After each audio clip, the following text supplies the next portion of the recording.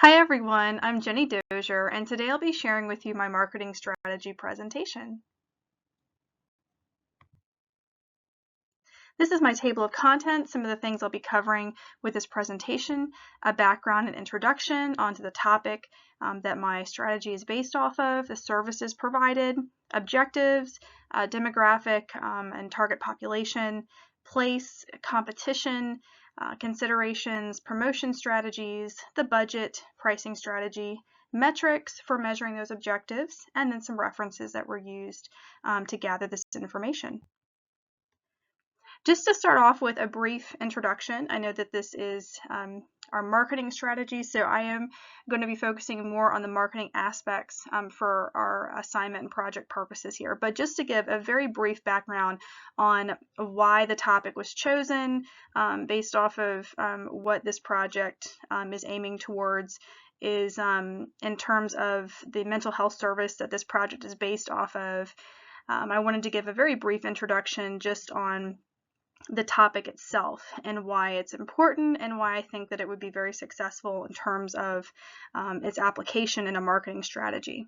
And it really sort of starts off for me with the foundation of this quote that we assume can be attributed to Marcus Aurelius. Hard to find a direct primary source to back that up, but this quote based off of the consideration of the power that we have over our behaviors, our responses to external stimuli, and the strength that comes from recognizing and being able to hone in and manage that particular power.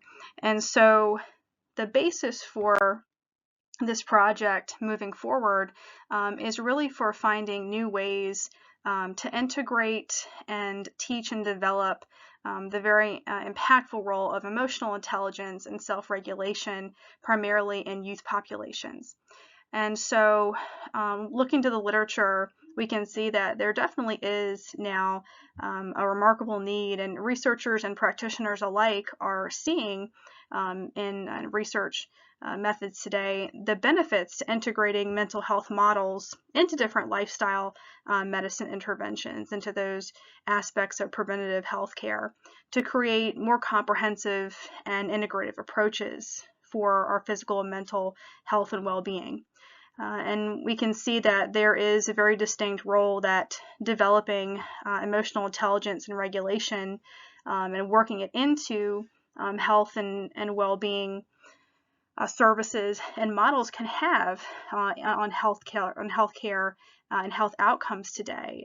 We can see that emotional regulation and practicing and learning strategies for self-regulation, because of its involvement in our executive functioning skills, our cognition, our ability to self-control and regulate those emotional responses to stressors, is certainly crucial for promoting our mental health and physical health. And so when our systems, when our emotions are dysregulated, so that's a common symptom in conditions like anxiety and depression, substance use and abuse, and that can hinder how and where and when we adopt healthier behaviors and promote those behaviors. So learning to regulate emotions and tap into emotional intelligence is certainly effective, and we can see that in research today. How the substantial research we have available at how it can improve overall well-being, quality of life, and help to reduce mental health symptoms. So developing these skills as early in life as we can see today through research has lasting benefits in areas well beyond even just health outcomes. So, tapping into that emotional competence, growing and developing self-regulatory behaviors in children has a foundation for long-term academic, personal, relational, social success. It helps promote health and well-being mentally and physically. And so research findings are showing that these capacities emerge also from the co-regulation, from that empathetic and pro-social and emotional interactions between caregivers and their children. So not even just in tapping into and developing it at the individual level in children so that it's strategy that can stay with them later in life, but it's children learning through that co-regulation of also having that caregiver regulate with them and model that regulation with them. That's just as important. So again, just wanted to give a brief background on that, just so that the service and what its foundations are can make a little bit more sense. But the services that this marketing strategy aims to develop have to do with building health services around mental health models to design and really provide parents, educators, and children, and those who are working with children in various workspaces with accessible tools and supportive resources for early intervention. So, excuse me, the Mind Your Future campaign here, this particular campaign, this marketing strategy, the focus of it, again, is to develop what we know today are to be very crucial skills and skill sets and applications and strategies for developing emotional intelligence and those self-regulatory behaviors and skill sets that are so important to develop as early in life as possible so they can stay with an individual and lead to those lifelong outcomes, not only just, again, health-wise, but socially and emotionally as well. And so developing these skills in youth populations and for individuals who are working and living with children through mental health awareness and education campaigns can be something that a marketing strategy could certainly tap into and make great use of.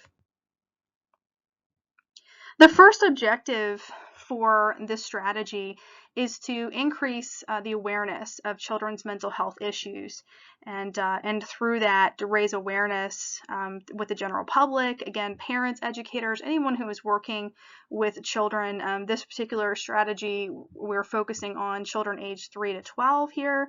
That's really my focus with this.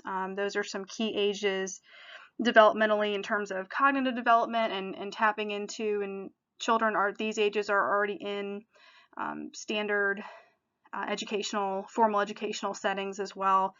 So individuals who are working with and raising children at those ages to really hone in on the importance of intervention through the development of those emotional intelligence and self-regulatory behaviors. So the key activities here for Objective 1 are going to be launching that awareness campaign for community education and the role of early intervention, and again, building and developing those emotional intelligence skills. Using multimedia approaches, so through social media, public service announcements, various community events, through active and engaged aspects of community and facilities and events already going on, and we're focusing, I'm focusing on this particular project for the Hampton Roads community in Hampton Roads, Virginia, to normalize conversations, reduce stigma, and really just overall aspect of increasing awareness. The metrics that I'm interested in using for Objective 1 are to track the reach of the campaign and then measure changes in public perception. Objective 2 is to build long-term relationship with our school systems and aspects and organizations and businesses within the community.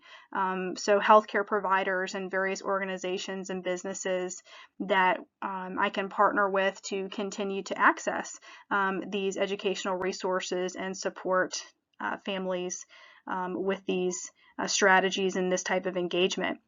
The activities here for Objective 2 and moving Objective 2 along are to develop not just a short sustained partnership, but something for the long term. So seeing that that our local schools, libraries, museums, various healthcare centers can be actively engaged in promoting the strategy. Also offering discounts to particular groups within the community, and to strengthen those ties and increase any means of adoption of the program. The metrics here for this particular objective are going to be to track the number of partnerships, measure the ongoing use of the partnerships, which can be done in various ways, and then access the sustainable partnerships and continue to build on them in the long term through contact renewals, through contacts, and then renewing any sort of contracts or agreements that have been made, follow-up collaborations, see if there can be opportunities to donate and fundraise if we have particular partners within the community that are willing to donate to encourage that long-term engagement.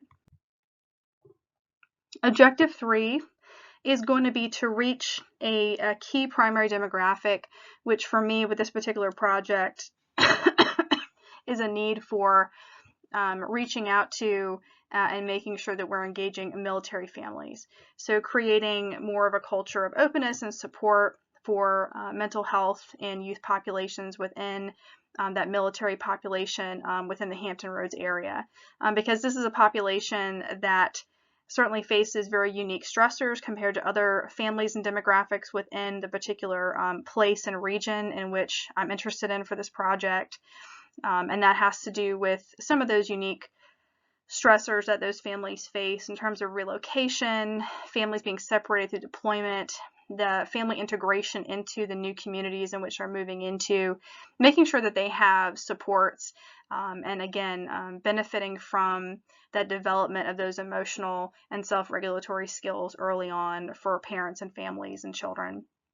The activities involved with Objective 3 are going to be partnering with military family support. So that is going to be through various workshops and resources and contacts and partnerships with military bases in the region, promoting even some military specific tools and resources, particularly made for them, and disseminating them through various military channels, whether those are base events, facilities like the Navy Exchange, or shopping, or various locations on base, newsletters and communications that are military specific as well.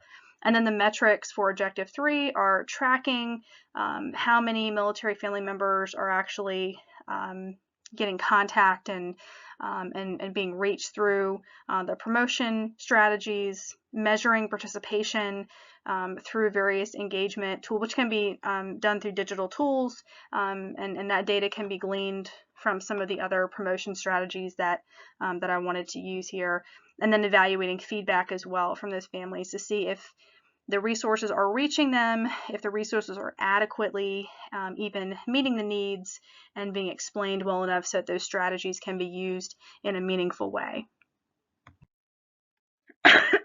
Excuse me.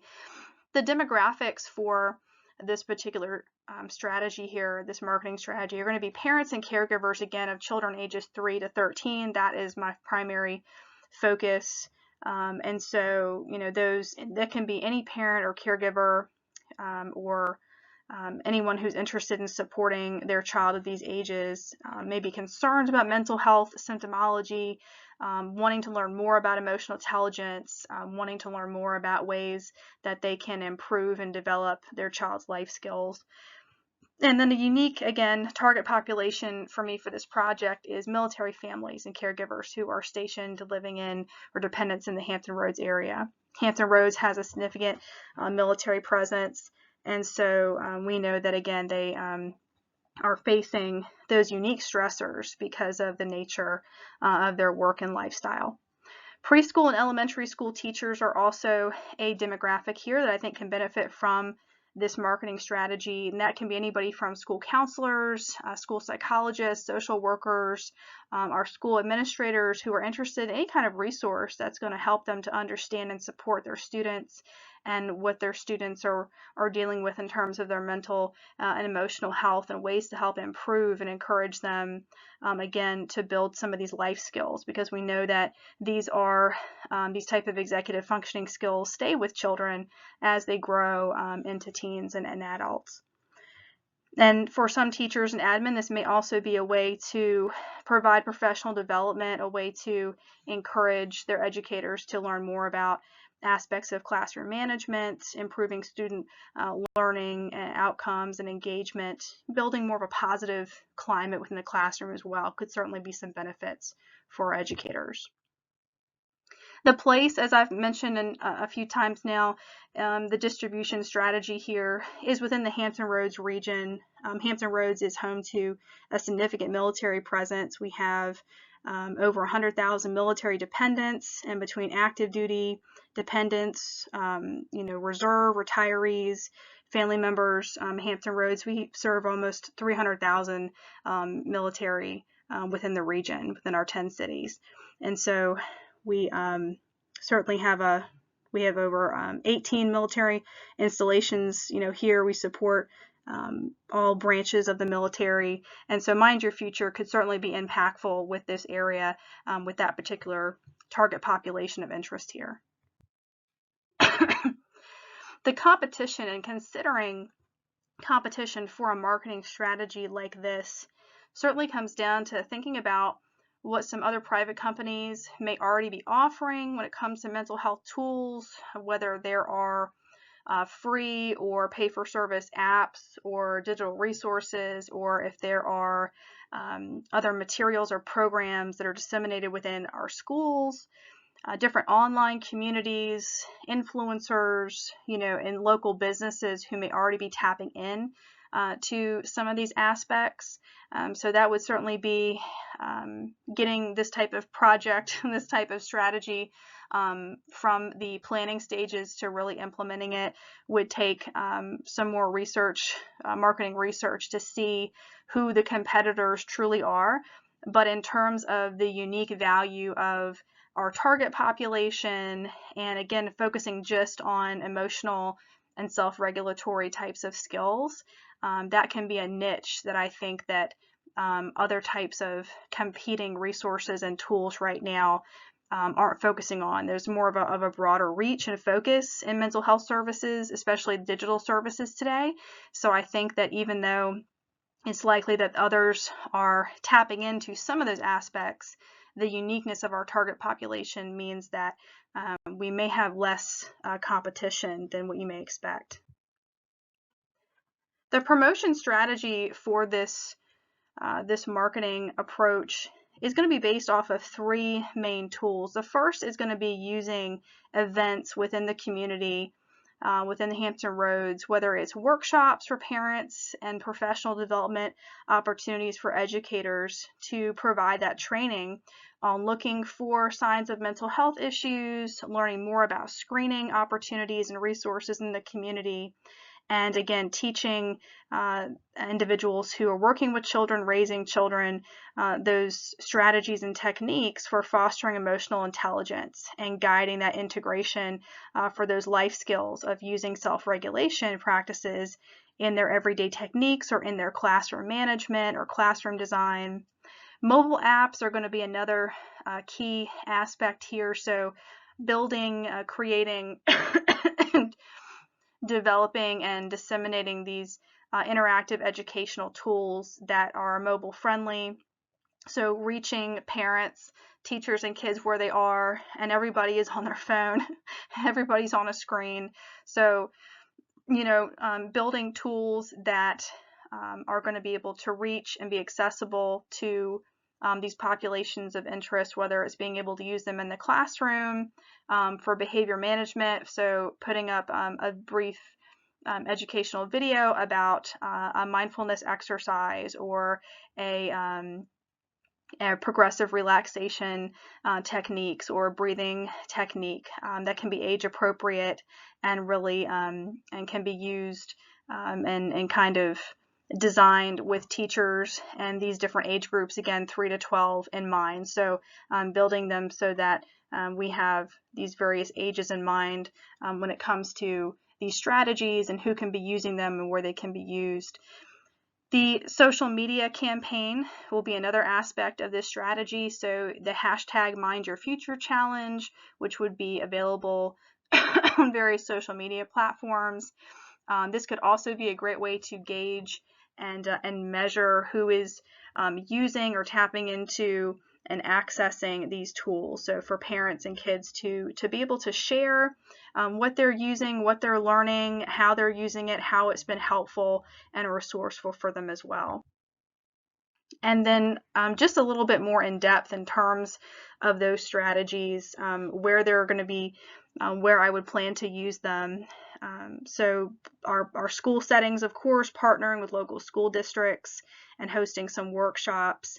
Our libraries and community centers are already doing so many great things in terms of disseminating and sharing information. So, mind your future workshops, informational sessions, and family activities where families and educators can come together and meet and discuss and engage in a discourse around mental health education. Children's museums and family centers, which we have so many of in the Hampton Roads area, are very fortunate. Places like our Children's Museum or the Virginia Living Museum and various facilities within the region that could have and host special exhibits and features or guest speakers to promote emotional intelligence and self-regulation. We have local healthcare facilities like our Children's Hospital.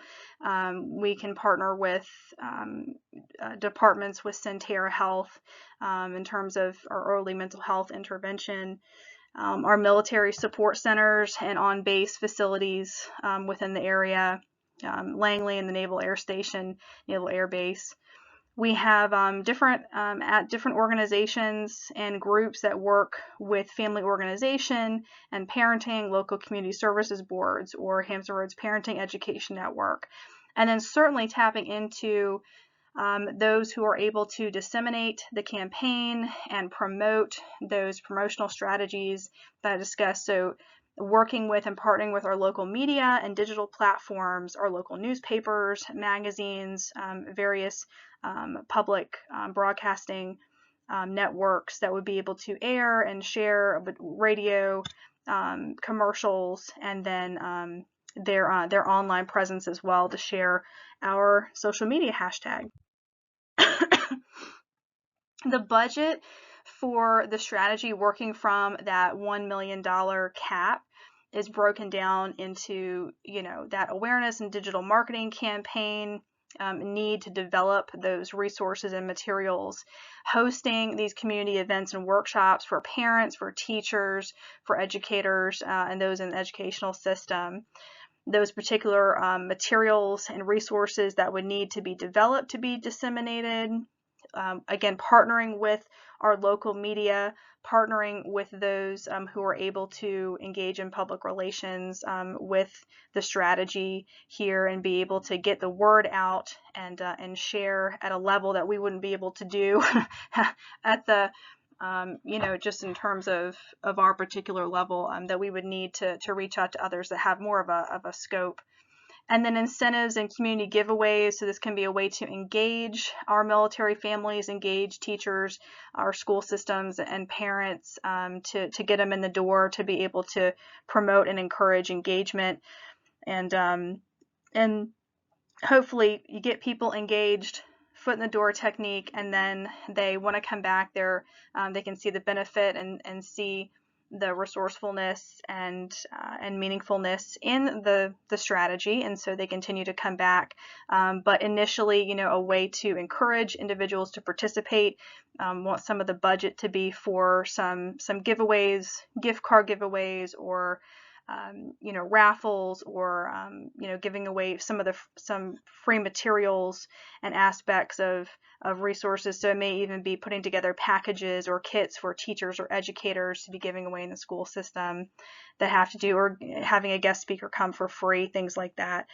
And then project management and staff, having the power, having the all hands on deck to be able to move the strategy forward, and then wanting to save a little bit, keep a little bit of this budget behind just as a contingency fund in case, based off of market value of what it is that we're doing, or if there is a cost differential that hadn't been planned for, that we have a little bit left to the side that we could use in case we need to stretch funds, or in case our preliminary budget was off on one of these areas. The pricing strategy, speaking of that, this pricing strategy is really overall the goal is to be accessible for our families and for our schools. But we want to sustain long-term engagement. We want these partnerships to continue. We want there to be opportunities to expand the budget and to grow. Again, whether that's growing through donations or through gift giving and fundraising, whether it is growing through creating additional materials that can be purchased at a discount for our families, for educators, or for those in the military community to be used on base education sites. Whatever the plan long term may actually be, we want it to continue. So we want there to be really accessibility and affordability for individuals who are using this.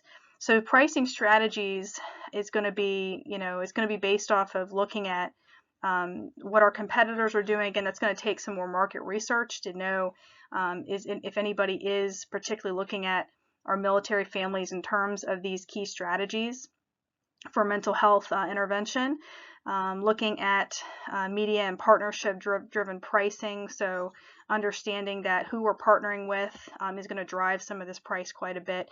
And so looking at the relative pricing and the prevailing market value price of these services is going to be what's going to be important in terms of what our populations are willing to pay, who's willing to invest, who's willing to donate, again, and help fundraise.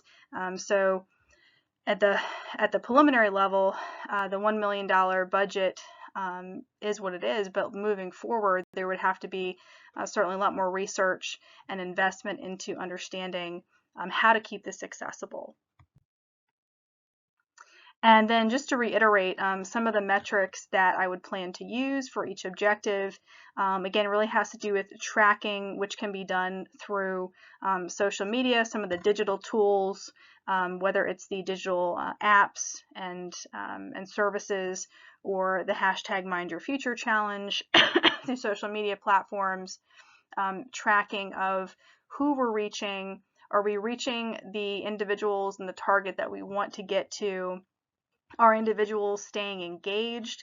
Were we reaching people at the start, and then a few months in, we're noticing that we're not reaching as many, and so we need to change some of these materials or some of our strategy in terms of promotion to reach more, or reach some schools, children, parents, or again our military population, and have to go back to the drawing board and see what we can modify and change to reach more of those target populations.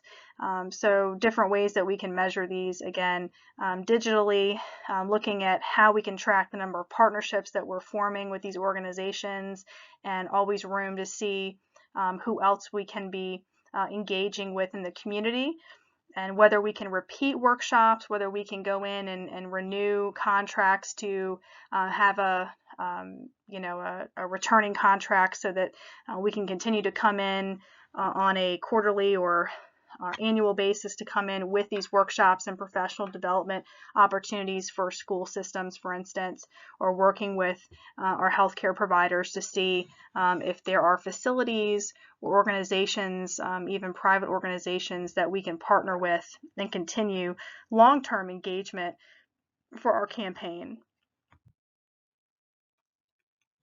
So that concludes my presentation. I appreciate you listening and reviewing this strategy in terms of what these objectives are for promoting mental health intervention and strategies for youth within the Hampton Roads community, partnering with local organizations, facilities, healthcare providers, schools, parents, and particularly looking for strategies that may be useful for our military family population and for those children. And looking at these promotion strategies and marketing budget pricing strategies for this particular type of endeavor. And I do have here just a few references that were used to support the building of the idea here of why emotional intelligence and self-regulation may be a nice key feature for a marketing strategy of this type. I appreciate you listening, and I hope you have a good rest of your day. Take care.